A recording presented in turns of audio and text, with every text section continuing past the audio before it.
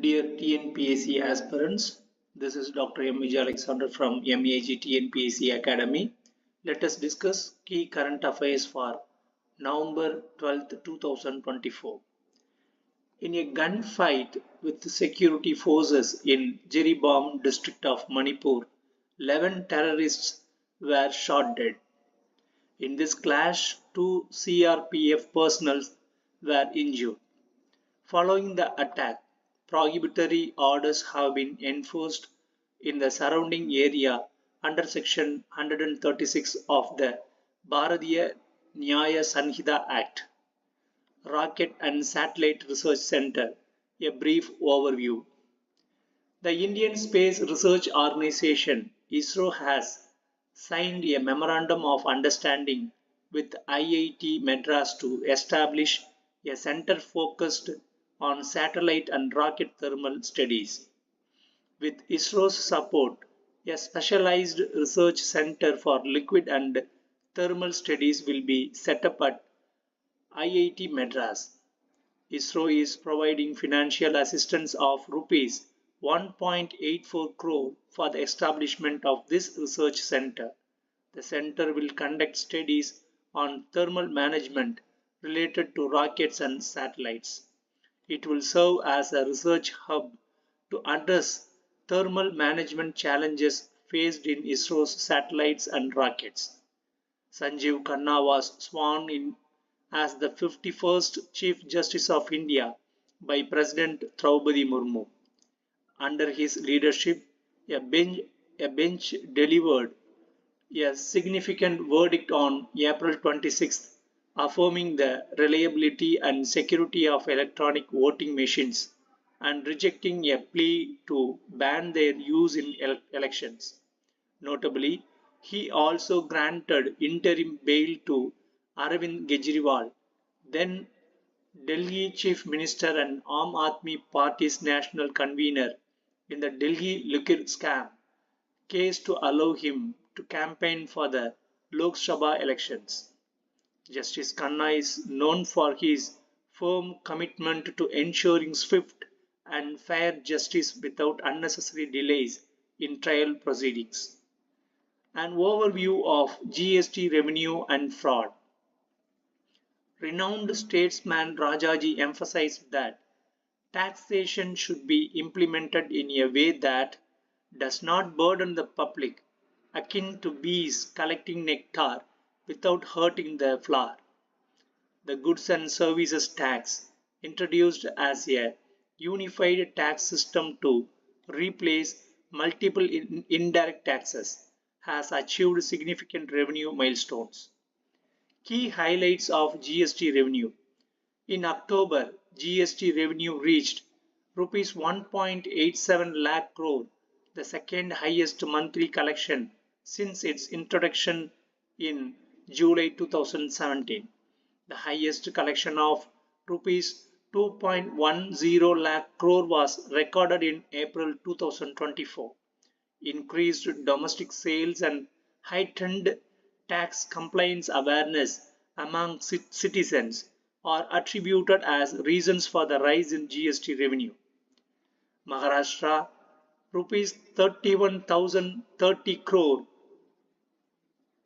Karnataka 13,089 crore and Gujarat 11,407 crore lead the states in GST revenue contributions. Concerns of GST fraud. While revenue has grown, GST related fraud has also surged. In 2017-18, 136 fraud cases led to a loss of Rs 7,879 crore. By 2023-24, 6,084 cases caused losses amounting to Rs 2,1,851 crore. Despite robust revenue collections, unchecked tax evasion highlights a loophole that requires urgent attention. GST Council recommendations.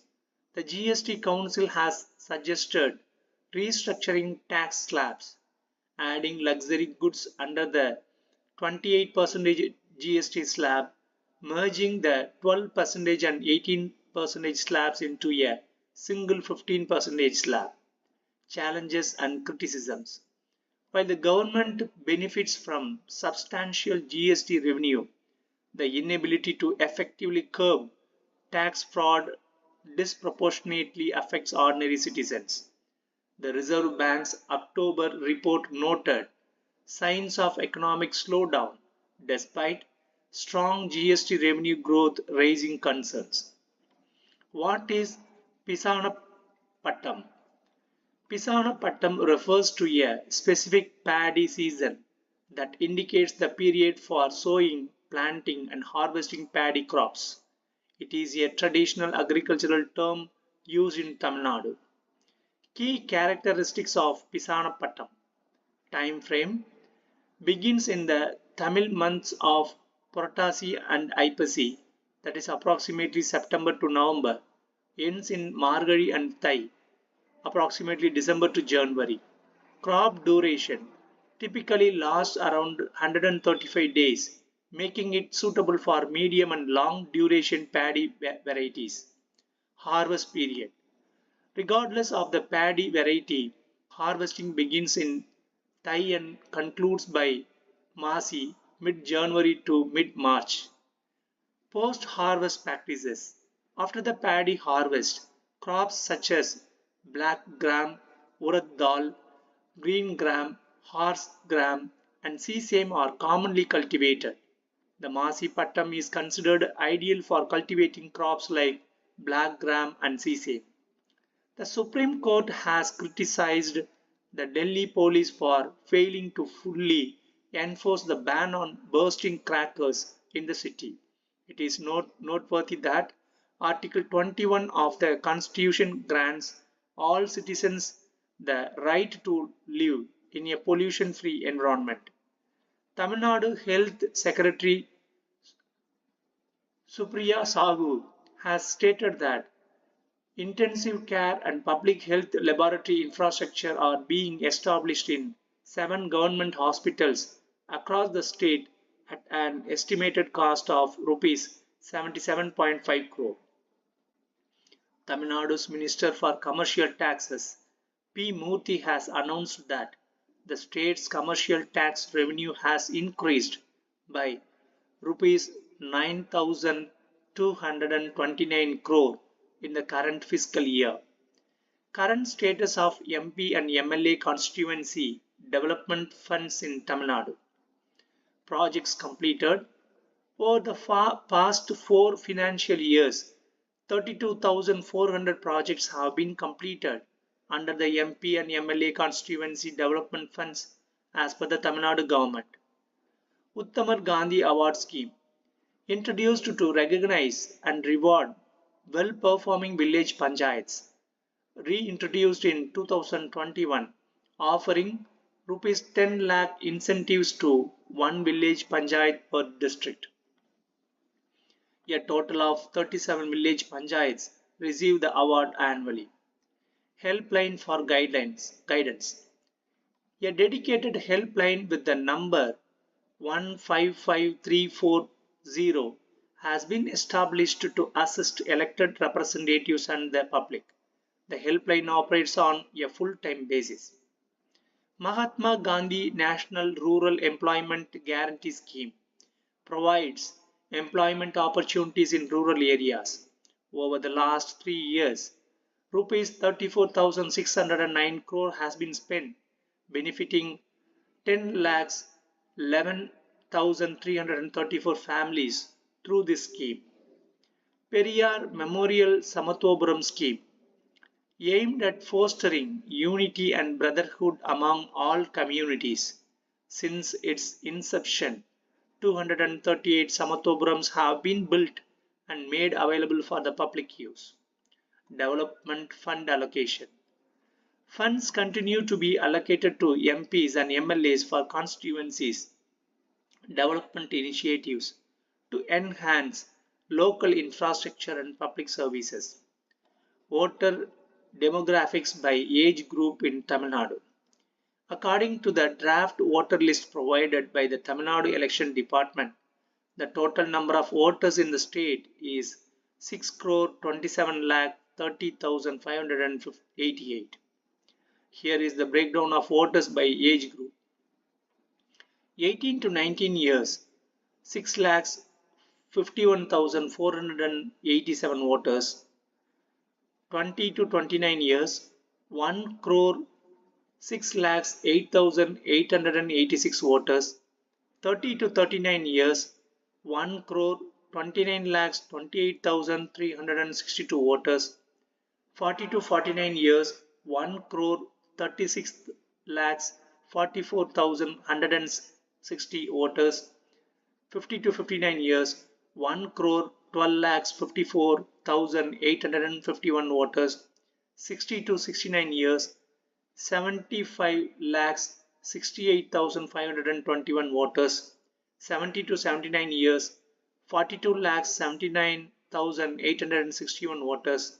Above 80 years, 17 lakhs 94,460 voters.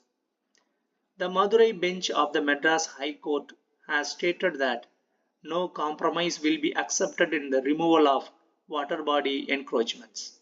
The central government informed the Supreme Court that a national menstruational health policy for school girls has been formulated and approved.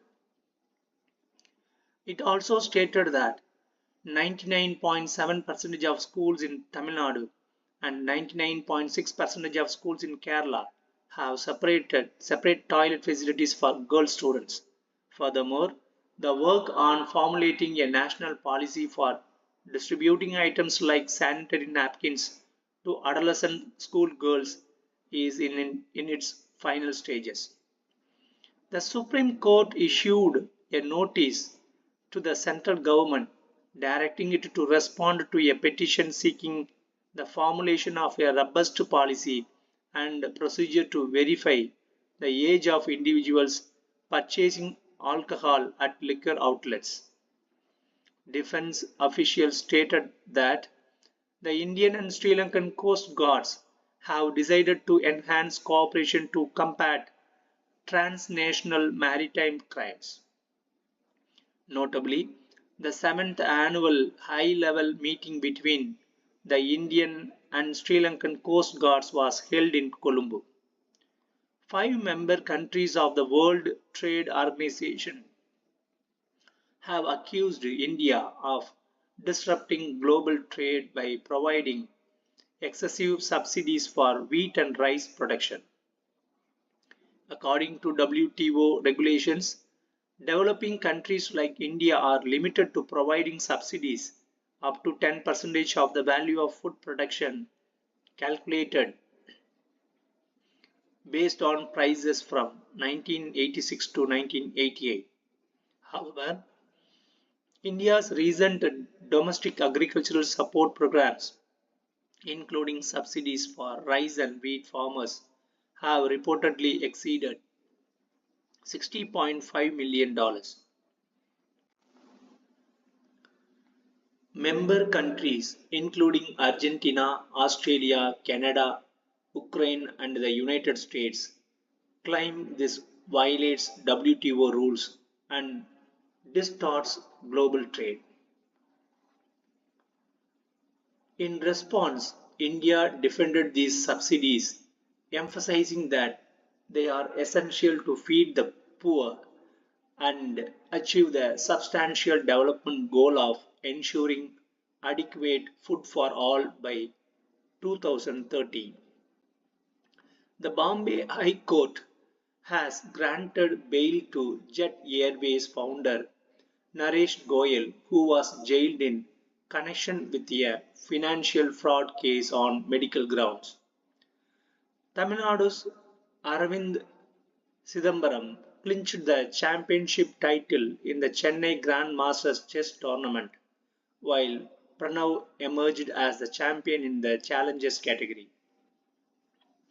The final and 7th round matches of the tournament, which began on the 5th of this month in Koturpuram, were conducted under the auspices of the Tamil Nadu Sports Development Authority and chess base MGD1. India has declined to travel to Pakistan for the Champions Trophy cricket tournament. The ICC has stated that it is awaiting a decision from the Pakistan Cricket Board regarding the proposal to host the tournament across two venues including Pakistan.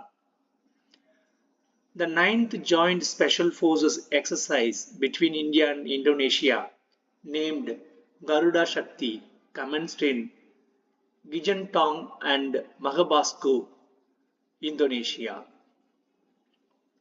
The Washington Post reported that US President Donald Trump urged Russian President Vladimir Putin via a phone call to bring an end to the war in Ukraine.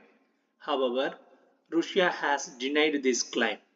Meanwhile, Trump has appointed Congresswoman Elise Stefanik as the US ambassador to the United Nations. Shigeru Ishiba has been re-elected as the Prime Minister of Japan. Israeli Prime Minister Benjamin Netanyahu has for the first time acknowledged that Israel was responsible for the Beit Jala attack carried out in Lebanon last September.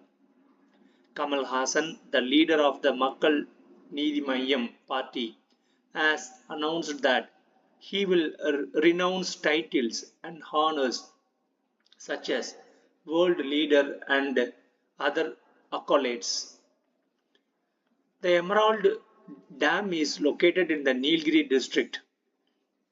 Notably, water has been released from the Emerald Dam to the newly established Kunda Hydroelectric Power Station near Ooty, located in the forest area of Katukuppai. The Sadaya festival held at the Pragadishwara temple in Tanjore saw the presentation of the Rajarajan Award to 5 individuals. The recipients of the Rajarajan Award were Professor K. Deivanayagam, Dr. C. Gunasegaran, cinematographer Ravi Varman, scholar Punitha Ganesan, social worker Guru Subramanian Sharma. Additionally, the Devara Nayakam Award was presented to Tirutani N. Swaminathan. The awards were presented by Kundrakudi Adinam Davathiru Ponnambala Adigalar. Thank you.